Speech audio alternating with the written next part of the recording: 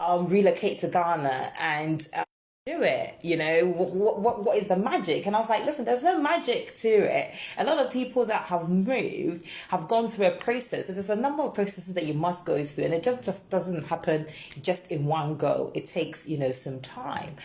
So back in I think 2019, I did an event with exactly the same topic, 10 practical ways to move to Ghana, and I assembled I think about 9 guest speakers or so, and they all shared their experience in line with the thoughts that I had.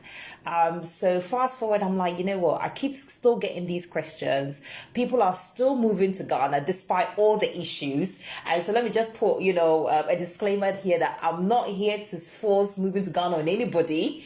I'm just here to encourage those that want to do it, because there's still a number of people that want to do it, and people are planning to move to Ghana in the short term, medium and long term. So I'm just here to, as what I call preaching the good news, and just encouraging people that want to do it, and just showing them some of the insights, experience and tips that they can pick up from my experience and that of people that I know that have done it. And I mean, it's fascinating because I remember 2012, I'm not sure if you do remember, because I came to Ghana with your brother. Yes. It was 2012, wasn't it? I think so. It must have been. Or 2014. Oh, yeah, it must have been around there. Maybe 2012, either 2012 or 2013, right? And I remember having this conversation with you, and you were like, you've gotten in and you've kind of like sourced things out and how to budget. I remember you using this word. That's so key. It's so key you mentioned that. how to budget. Yeah. But reading your book, you said something that I thought, again, was very interesting, because you're saying that if you want to come to Ghana, if you want to relocate to Ghana, it's ideal to use your if you're going for holidays, use your holiday time to just look around a little bit, because relocating and going on holidays in Ghana are two different things altogether. Elaborate on it a little bit. Okay, so that's a very, very good question, because with obviously going on holiday, you tend to, you've bought your ticket, must have been really quite expensive, even now with BA and all it's just ridiculously expensive flight, right? You made up your mind to actually go and spend money and have a good time. So that's a holiday, right?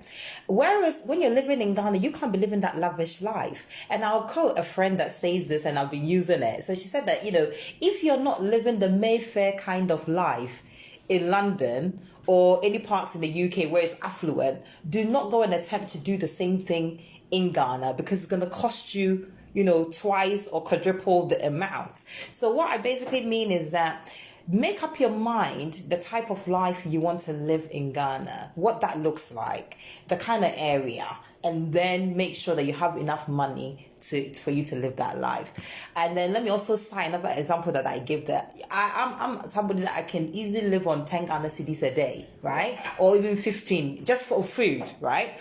But that's when I'm like on a budget, but then there's other days that I can spend 200, 300 Ghana cedis on food. So you need to know the kind of person you are and what your comfort levels are and what you can deal with. So let me break down the 10 Ghana, the 15 Ghana. I mean, now things are a bit more expensive, but you can just go on the street in the morning, grab cocoa, 1 cedi, 2 cedi, add food, 1 cedi, 2 cedi, you're done. Get some pure water, 30%, whatever, you're done. That's done for breakfast, right? Lunchtime, you get your wache, 4 cedi, 5 cedi, 1 egg, whatever, you're done. You drink more water. If you can afford it, get some coconut water, about 2 cedi. In the evening, some kenke, you're done. Like, I'm done for the day. Like, that's my life when I want to kind of live on a budget. There's other things that you can do. Obviously, go to the market, whatever. But if you're the kind of person that wants to go and sit in a restaurant and, a meal is like 50 Ghana cedis per head, that's like 150 for 3 meals. I mean, that's like 15 pounds. Yeah. It might not sound much, right? But over time, it adds up. So if you're not spending like 15 pounds, let's say, a day on meals in the UK or Europe or whatever, why then go to Ghana and want to do that? I mean, I take your point on that, because I remember one time I was in Ghana, and I like to go to La Palm Beach. Oh, not to stay. Enjoyment. not to stay there, but I just think I just love going to that Palm Beach, right? And then a friend of mine joined me. He was a childhood friend, and so I said to him, "Okay, so what do you want to eat?" And we took the menu. I like this story already. Yes, and I was about to order, so he took the menu. He's like, "Hey." Hey, yeah, look at those prices. 150 Ghana. Why? He's like, "Come on, let's go." So he took me to a restaurant at Adaraka. Oh, nice. Local, but it was like on a story building, nicely done, clean, and the food was like 50 times, 60 times cheaper, and I enjoyed it more. To be honest, I enjoyed it more. So I agree. I think it's probably down to again looking around, right? Yeah. And knowing, because you also mentioned that you need to know how the locals think, how they do things in Ghana. So knowing your way around actually helps. Yeah. Wow. And that goes back to the point of using your holidays wisely. Yeah. Like when you're there, make sure you mingle with the locals, especially if you don't have a lot of connections in Ghana. I mean, there's lots of ways that you can get around meeting locals. If you're a believer, church is a great place to start. Sure. Just showing up at a pub, a spot, sitting there having a drink, somebody will definitely talk to you. I mean, that's the thing with ease in getting around Ghana and speaking to people. And correct me if I'm wrong. One would think that this particular book is designed for young professionals in the diaspora. To some extent, a lot of the ideas are, but then there are some ideas about investment that potentially, if the older generation want to kind of take that route to relocate to Ghana. But I mean, the whole idea is for it to be a guide to kind of, spark an interest and think, okay, which of these 10 options is applicable to me? Yeah. And what can I do? Or something else that has come up that I can potentially do. I mean, I talk about even starting an online business. Yeah. So if perhaps you're starting an online business where you source products from Ghana, that's like your link now. Yeah. You begin to build your connection. Then eventually you might want to look at doing something, on the ground. So just really practical ways for people to plug in. So, for instance, someone that decided to go to Ghana and then fell in love with the country, they want to go back. But of course, you can't just go on there without any work. And I know that you talked about this a lot as well, because there is a lot of people in the diaspora that think that opportunities are not that much in Ghana, but there are links. There are ways in which you can actually find a job or even start your own business, right? Yes. I mean, it's good that you brought up that point. How we network and how we connect with people in Ghana is slightly a bit different from how we do here. I mean, Ghana as a culture is heavily on relationships. So you must understand how to build relationships. And relationships also start from a personal perspective. So you might turn up in a meeting and somebody wants to know where your mom is from, where your dad is from. Yeah. So if you're a diasporan that doesn't know a lot about that part of your culture, for example, one of the advices that I give, and these are like insights that if you don't speak to somebody like me, you wouldn't know. Like you need to know where you're from. If they ask you, if you're from Mampong in this region, whatever, those kind of conversation act as a door opener for some of us. And then through those conversations and what you're doing, everything, it does really happen to open doors. Some jobs, as we know globally, are never advertised. So it's through relationships and connections and having the conversation. And I think also one of the things that I mentioned in there is that some diasporans will sit, abroad, apply for jobs just for the sake of applying and don't really have an intention of going. Yeah. So some of these, recruiters will look at it and say, you know what, we're not interested if you're not on the ground or if you're not planning to come, then we're not even going to bother looking at your CV. So there's that as well. I mean, I saw an example of when I wanted to relocate. Yes, I read that. Yeah. So I did my first interview, on Zoom or whatever platform it was back then, and I flew out for the second interview to show my commitment. Now, if I hadn't flown out and I was just sitting here waiting for the full package, then it might have been a different story. But just to say that there are different employers that will give you different packages. My own was like a local-based Ghanaian company, so the way they did things is different. Whereas if you apply for a job for an international company that comes with a whole relocation package, that will be a different story as well, where you can do the whole interview abroad and then go when you're ready to go. So it just really depends on what you're looking at for. And that leads me to my next question, because salary is a major factor. Sure. A lot of us in the diaspora have the zeal to go back, but at the end of the day, we still want to get paid in pounds. But that's not always the case. But then I guess one needs to also bear in mind the purchasing power. So whatever money that your salary you're receiving here doesn't necessarily mean you're going to receive the same salary there. But the salary you do receive in Ghana might be enough for you to live, right? Sure. I think it just really depends on individual choice. I mean, if you want a good paying job, then spend time to look for good paying opportunities. It can be done. There are opportunities where, and I'll cite my own personal example. I mean, after I got to Ghana and, I worked with a local company, a job opening came up for an international company that was based in the UK that needed somebody to represent them on the ground. Now, the thing is that they flew out to Ghana to look for somebody to employ. So, you have some recruiters that are doing that. So let's say you really want to do it and you're not there, they won't connect you. So I was sitting in Accra and being paid in pounds. So there are people that have that opportunity. So it's just really about you kind of really researching and seeing what will work for you. And then just bearing in mind that the local economy is obviously different from where you're coming from. And then just seeing, what salary is good for you and what you would accept. But also in saying that in Ghana, you can't really survive on one salary. You need to find other things to do, depending on the kind of lifestyle that you want to live. So the opportunity to set up a side hustle or have something else from your skill set going could potentially boost up your income.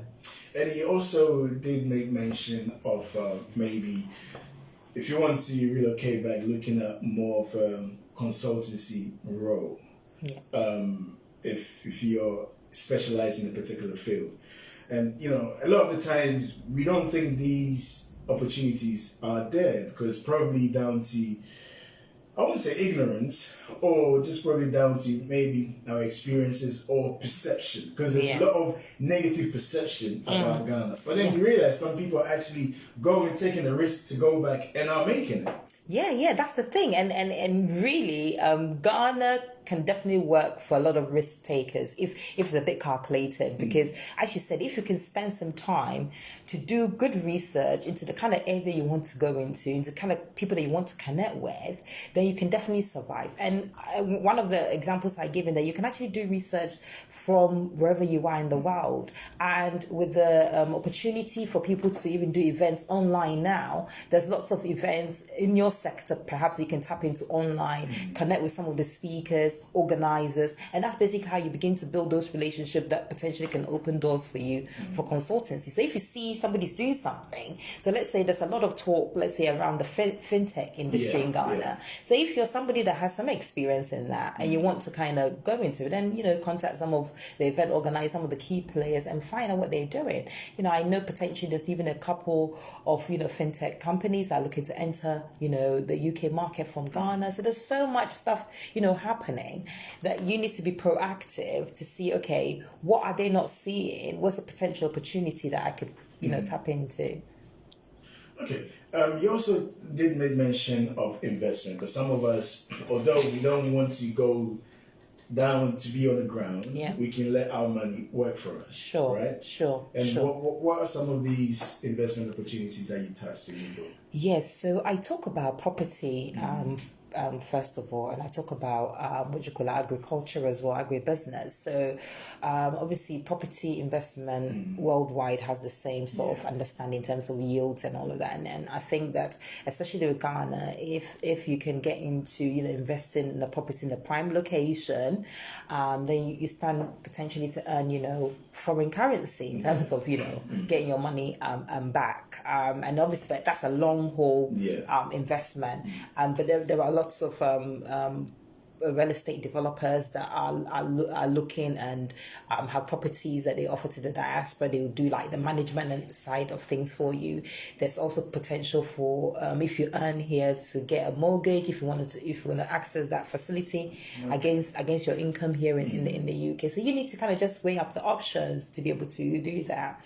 There is also the agribusiness that I mentioned. So there's lots of platforms that allows you to actually farm and be part of that process that people are tapping into, and that doesn't take a lot of money to kind of invest in it. And the yields is I think up to like 25%, depending on which platform you sign up to. So there's lots of opportunities. Really, it just depends on what you want to do and how you want to tap in. I know that there are people on the ground, entrepreneurs that are on the ground that are looking for partners as well. So they have like viable businesses. So if you're able to if that's some things of interest, you want to evaluate some businesses on the ground and invest in, then that's also an opportunity that exists.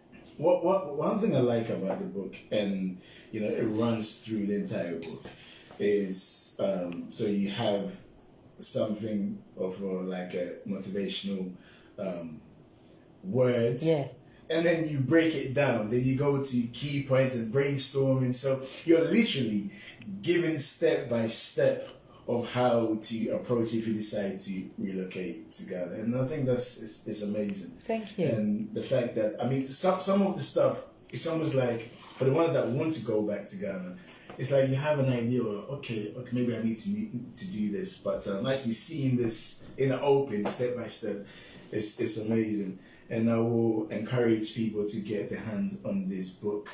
Where can people access it? Okay, so if people want a signed copy, they can get in touch with me directly. I mean, I'm all over social media. Just look for Adwoa Ajimai. For non-signed copies, definitely Amazon is your best friend. Just type in, move to Ghana, 10 practical ways to relocate to the motherland, or my name in there and it'll pop up. And you can order either, the soft copy, an ebook, or the hard copy. I think it ranges between like £5 to £10 for the hard copy. So not overly expensive. Okay. For key good knowledge, right? Yes.